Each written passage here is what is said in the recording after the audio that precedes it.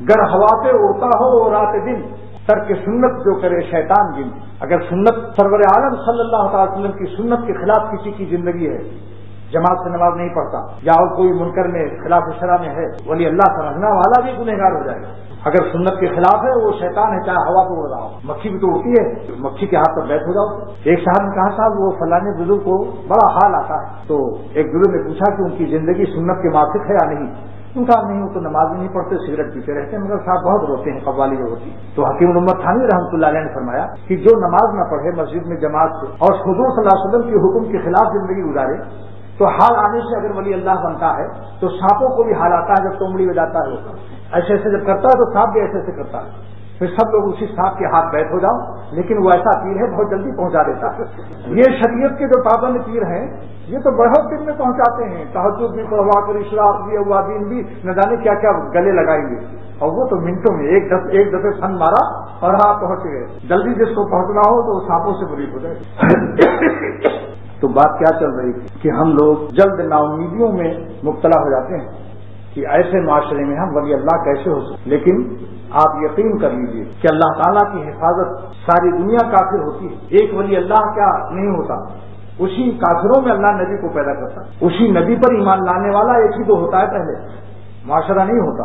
حضرت ابوبکر صدیق جب ایمان لائے تھے تو انہوں نے ادھر ادھر نہیں دیکھا تھا کہ اور کوئی ہے مسلمان یا نہیں، لہذا اللہ تعالیٰ کی حفاظت پر نظر رکھنی چاہیے، ان سے گڑ گڑاؤ کہ اے خدا معاشرہ۔ مولانا رومی رحمۃ اللہ علیہ کیا پیارے شخصیت ہے، حضرت جلال الدین رومی رحمۃ اللہ علیہ فرماتے ہیں دم بدم پابستہ دام نو ایم، اے اللہ ہر سانس ہم نئے نئے جال میں پھنستے رہتے ہیں، ادھر توبہ کیا ہے گناہ سے، پھر دوسرے گناہ میں پھنس گئے، دم بدم ہر قدم، دم بدم پابستہ دام نو ایم، دام نو نئے نئے جالوں میں اللہ ہم پھنستے رہتے ہیں۔ گر ہما شہباز اسی مرغے شویل، اگر سے ہم اڑتے اڑتے بہت بڑے بزرگ شہباز شاہباز ہو گئے، بادشاہی ہو گئے، لیکن اگر آپ کی مدد اور آپ کا فضل شامل حال نہ ہوگا تو ہمارا کیا حال ہوگا؟ آپ کے بغیر ایک سانس کو بھی اگر آپ میرے حوالے کر دیں گے تو ہم برباد ہو جائیں گے، نفس شہوت کے غلام بن جائیں گے۔ اس لیے اللہ تعالیٰ نے فرمایا کہ ان النفس لامارۃ بالسوء، نفس جو ہے ہمارا ہے ہر وقت برائی کی طرف تم کو لے جا رہا ہے، ہماری رحمت مانگو، الا ما رحم ربی، آپ کے رب کی رحمت جس پر ہوگی پھر اس کا نفس اس کا کچھ نہیں بگاڑ سکتا۔ بھائی نفس تو مخلوقی تو ہے، اتنا نفس کو تھوڑی ڈرا جائے گا۔ اللہ کی رحمت کی درخواست کرو، اور اللہ کی رحمت کہاں ملتی ہے؟ خود بھی دعا مانگے اور اللہ والوں کی صحبت میں جا کر اس رحمت کو مانگے کہ آپ میری اصلاح کر دیں۔ بزرگوں کے پاس جب جائے، صالحین کے مجمع میں جب جائے تو وہاں دعا مانگنا مستحب ہے۔ ملا علی قاری مشکات کے شارح بہت بڑے محدث بلکہ مجدد تھے اپنے وقت کے، وہ فرماتے ہیں کہ جب اللہ والوں کی مجلس میں جاؤ، صالحین کی صحبت میں جاؤ تو یستحب الدعاء عند حضور الصالحین، صالحین کے مجمع میں دعا مانگنا مستحب ہے۔ وجہ کیا ہے؟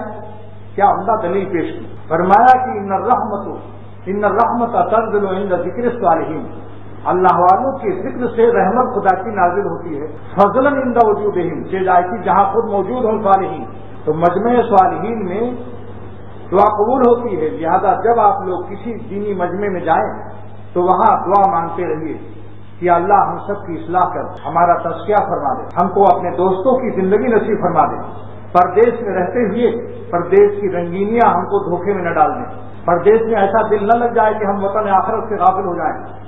ایک بزرگ حضرت سفیان ثوری بہت بڑے تابعی محدث ہیں، کسی نے پوچھا حضرت ہمیں نصیحت کر دو، مگر مختصر سی لمبے واس کا موقع نہیں، دو نصیحت فرمائی۔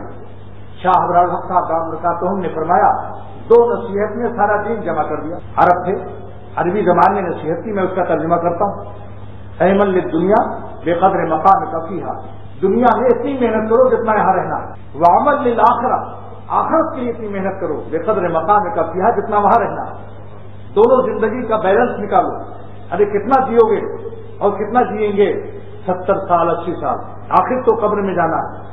دادا کو دفن کیا، کسی نے بابا کو بھی، اور پھر بھی ہوش نہیں آتا۔ سر سے پیر تک اپنی غلامی کے نوک پلک درست کر لیجیے، سر سے پیر تک اپنی بندگی کے نوک پلک کو درست کر لیجیے، سمجھا آپ نے؟ ہاں، جیسے کہ بیوی اپنی شیشے میں اپنی آنکھ بھی دیکھتی ہے، شوہر کو پسند آئے گا یا نہیں، اور اپنے بالوں کو بھی دیکھتی ہے، جوئے ہوئے تو نہیں پڑے ہوئے ہیں. ایسے ہی بندگی کا بھی ایک فیچر ہے جو سنت کے مطابق ہونا چاہیے، کیونکہ بندگی ہماری جب پیش ہو اللہ کے سامنے تو اللہ کو پیار آ جائے. اور پیار کب آئے گا؟ جب حضور صلی اللہ علیہ وسلم کی ابدیت اور بندگی کا نقشہ آپ پیش کریں گے سر سے پیر تک. سر سے پیر تک دیکھ لیجیے کہ ہماری صورت شکل، کپڑے، لباس، داڑھی کتنی بڑی ہے، ایک مشت ہے یا نہیں، ٹخنے سے اوپر پیجامہ ہے یا نہیں. یہ سنت، یہ وہ سنت نہیں ہے کہ ارے صاحب سنت بہت سی سنت پر عمل کرتے ہیں، بعضوں پر نہیں، سرما نہیں لگاتے تو چلو یہ سنت چھوٹ گئی، کہاں پکڑ ہے، سرما نہ لگانے سے کوئی دوزخ میں نہ جائے گا.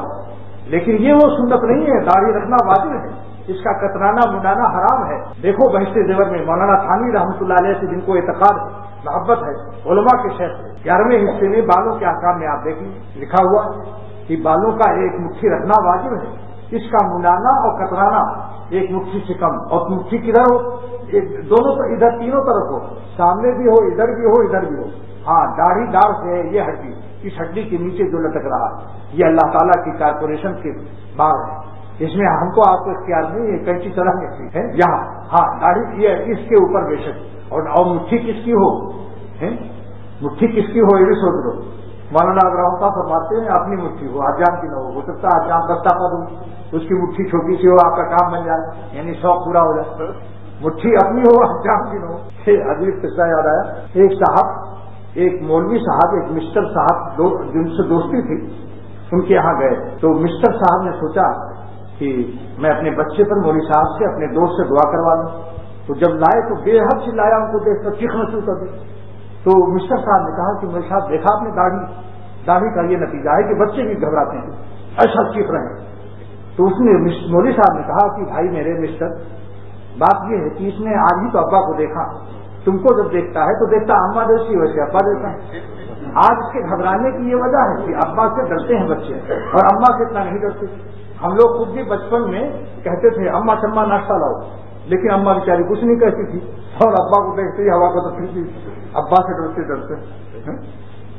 تو یہ قصہ یاد آ گیا اچانک کہ بھائی دیکھو آج اس نے دیکھا ہے ابا کو، اور آپ کو دیکھتا ہے ایسے کھیل کر کے تو کہتا ہے ایسی تو میری اماں بھی ہے، کوئی فرق ہی نہیں معلوم ہوتا. خیر یہ تو ایک لطیفے کی بات تھی. میں کر رہا تھا کہ اللہ تعالیٰ سے 2 رکعت صلاۃ حاجت پڑھ کر جہاں ہم کاروبار مانگتے ہیں، جہاں ہم اپنے بچوں کی صحت اور بیوی کی تندرستی مانگتے ہیں، جہاں ہم مال و دولت مانگتے ہیں، وہاں ایک جملہ اگر یہ بھی نکل جائے کہ اے خدا آپ سے آپ کو بھی مانگتا ہوں.